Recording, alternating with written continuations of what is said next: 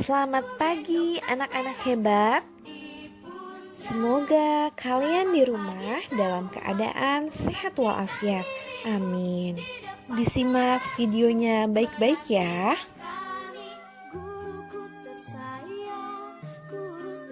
Muatan pembelajaran IPA tentang sistem pencernaan manusia. Mari kita sama-sama belajar tentang proses pencernaan dalam tubuh manusia. Berikut ini adalah urutan sistem pencernaan manusia dimulai dari mulut, kerongkongan, lambung, usus halus, usus besar, dan terakhir anus. Kalian masih ingat bukan tentang urutan sistem pencernaan manusia? Sekarang Bu Guru akan bahas sistem pencernaan manusia dimulai dari mulut.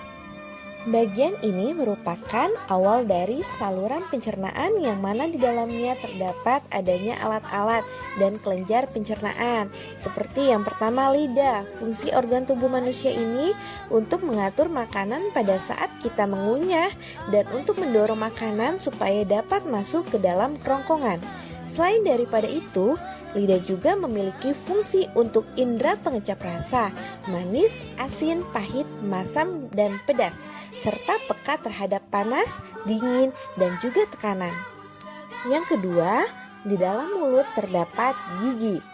Penggolongan gigi dikelompokkan menjadi 3 jenis, antara lain: pertama, gigi seri yang mempunyai fungsi untuk memotong makanan. Kedua, gigi taring yang mempunyai fungsi untuk merobek makanan. Yang ketiga, gigi geraham yang mempunyai fungsi untuk menggilas dan mengunyah makanan. Selanjutnya, di dalam mulut terdapat kelenjar air ludah. Letak kelenjar ludah yaitu di bawah lidah dan di bawah telinga. Air ludah sendiri mengandung enzim petialin atau amilase yang mempunyai fungsi untuk memecah karbohidrat secara kimiawi menjadi maltosa. Urutan sistem pencernaan kedua yaitu kerongkongan. Pada bagian kerongkongan atau esofagus adalah saluran makanan dari mulut menuju lambung. Adapun panjang dari kerongkongan yaitu sekitar 20 cm. Kerongkongan bisa melakukan gerakan meremas-remas makanan, dapat terdorong dan masuk ke dalam lambung. Gerakan ini disebut gerak peristaltis. Pada bagian kerongkongan ini tidak terjadi proses pencernaan. Sekarang kalian perhatikan, ini ada saluran berbentuk tabung sepanjang 20 cm. Bagian kerongkongan ini yang menghubungkan rongga mulut dengan lambung. Ini adalah gerakan meremas atau mendorong makanan masuk ke dalam lambung yang disebut dengan gerak peristaltik. Sistem pencernaan yang ketiga yaitu lambung. Pada bagian lambung atau ventriculus mempunyai bentuk seperti halnya kantong yang terletak di dalam rongga perut agak sebelah kiri, tepat di bawah sekat rongga badan diafragma. Pada bagian lambung ini, makanan yang masuk mengalami proses pencernaan yang mana dinding lambung yang penuh dengan otot akan berkontraksi dan mengaduk. Selain daripada itu, dinding lambung akan mengeluarkan getah yang dikenal dengan sebutan getah lambung. Dan getah ini mengandung pepsin, renin, lipase, dan asam klorida. Pepsin mempunyai fungsi untuk memecah protein, renin memiliki fungsi untuk memecah protein susu, sedangkan lipase mempunyai fungsi untuk mencerna lemak. Asam klorida berfungsi mematikan mikroorganisme yang masuk bersama dengan makanan. Lalu makanan sedikit demi sedikit didorong menuju ke dalam usus halus. Lambung ini merupakan organ pencernaan yang paling elastis, yang berbentuk seperti kantong. Di dalam lambung juga terjadi pencernaan mekanis dan kimiawi. Pencernaan mekanis dilakukan oleh lambung dengan meremas dan mengaduk makanan. Sedangkan pencernaan kimiawi dilakukan oleh getah lambung yang mengandung 3 enzim pepsin, renin, dan asam klorida. Enzim pepsin mengubah protein menjadi pepton, enzim renin mengubah protein susu menjadi kasein, dan asam klorida fungsinya mengasamkan makanan dan membunuh kuman. Sekarang kita lanjut ke sistem pencernaan keempat yaitu usus halus. Alat pencernaan usus halus atau intestinum ini merupakan saluran pencernaan terpanjang. Bagian usus halus terdiri dari 3 bagian, antara lain 1. Usus 12 jari, 2. Usus kosong, dan 3. Usus penyerapan. Bagian pertama dari usus halus yaitu usus 12 jari. Di dalam usus ini terdapat adanya saluran yang berasal dari kantong empedu dan pankreas. Empedu menghasilkan garam empedu yang berfungsi untuk membantu mencerna lemak. Sedangkan pankreas akan menghasilkan enzim makanan yaitu tripsin yang berfungsi memecah protein menjadi asam-asam amino serta enzim lipase yang berfungsi untuk mencerna lemak menjadi asam lemak dan gliserol. Selanjutnya, kelanjutan dari usus 12 jari yaitu usus kosong. Mengapa disebut usus kosong? Karena di dalam usus ini tidak menghasilkan enzim. Pencernaan secara enzimatis masih dilakukan pada usus kosong sebagai proses kelanjutan dari pencernaan di dalam usus 12 jari.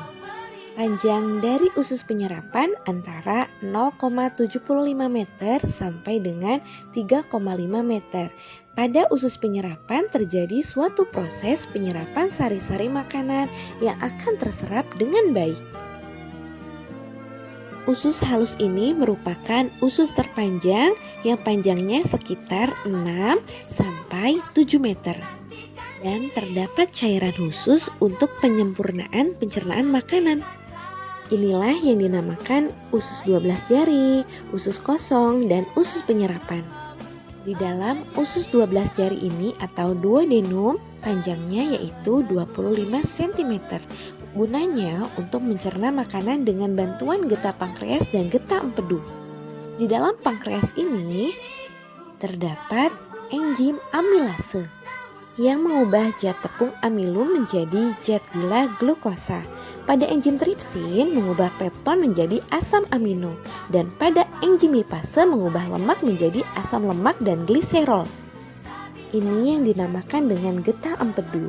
Di dalam getah empedu ini berfungsi untuk menghancurkan lemak. Pada usus kosong atau jejunum ini panjangnya sekitar 2,5 meter. Gunanya untuk mencerna lebih lanjut makanan yang telah dicerna oleh usus 12 jari. Kemudian usus penyerapan yaitu tempat penyerapan sari-sari makanan. Sari-sari makanan ini akan diserap dengan baik oleh usus penyerapan yang terdapat pada usus halus. Sekarang kita lanjut ke sistem pencernaan yang kelima yaitu usus besar. Mengapa dinamakan usus besar? Sebab usus ini mempunyai ukuran yang besar. Sisa-sisa atas proses pencernaan dari usus halus akan dilepaskan ke usus besar. Usus besar mempunyai tambahan usus yang disebut usus buntu atau sekum. Pada ujung usus buntu terdapat adanya usus tambahan yang disebut umbai cacing atau appendix. Jika terjadi peradangan pada usus buntu disebut appendicitis. Fungsi utama pada usus besar yaitu mengatur kadar air dalam sisa pencernaan. Di dalam usus besar terdapat adanya bakteri coli yang mempunyai peran membusukkan atas sisa pencernaan menjadi kotoran. Oleh sebab itu, kotoran menjadi lunak dan mudah dikeluarkan. Bagian akhir dari usus besar yang panjangnya kira-kira 15 cm yaitu dikenal dengan sebutan rektum atau lubang pelepasan. Rektum bermuara pada anus. Proses pengeluaran kotoran disebut defekasi. Sekarang perhatikan gambar pada usus besar. Di dalam usus besar ini menyerap cairan vitamin dan mineral dari sisa-sisa makanan yang telah diserap oleh usus halus. Dalam usus besar terdapat bakteri E. coli yang membantu proses pembusukan sisa makanan. Pada akhirnya pembusukan makanan ini akan menjadi tinja. Selanjutnya sistem pencernaan keenam yaitu anus. Fungsi anus sebagai salah satu organ pencernaan yaitu untuk melakukan proses defekasi feses. Defekasi merupakan proses membuang kotoran sisa pencernaan dalam bentuk feses. Defekasi disebabkan oleh reaksi otot pada dinding rektum yang dipengaruhi oleh sistem saraf. Kalian perhatikan, Ini ada tempat penyimpanan feses sementara yang dinamakan rektum.